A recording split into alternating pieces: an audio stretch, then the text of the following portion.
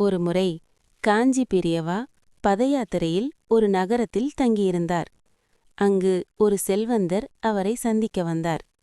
அவர் சொன்னார், சுவாமி, நான் கோவில் கட்ட பெரிய தொகை தர விரும்புகிறேன். அது என் பெயரில் இருக்க வேண்டும். அங்கு இருந்தவர்கள் அவரை பாராட்டினார். பெரியவா அமைதியாக கேட்டார். பின்னர் மெதுவாக சொன்னார், கோவில் கட்டுவது நல்லது.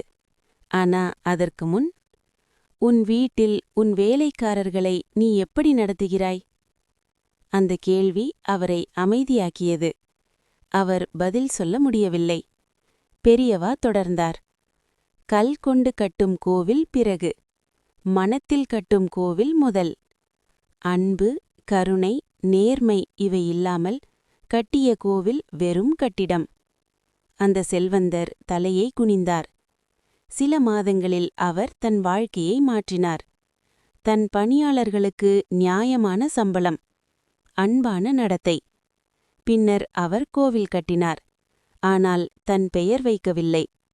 மீண்டும் வந்து நன்றி கூறியபோது பெரியவா சிரித்து சொன்னார், உன் பெயர் கல்லில் இல்லாமல் மனங்களில் இருக்கிறது. நன்றி.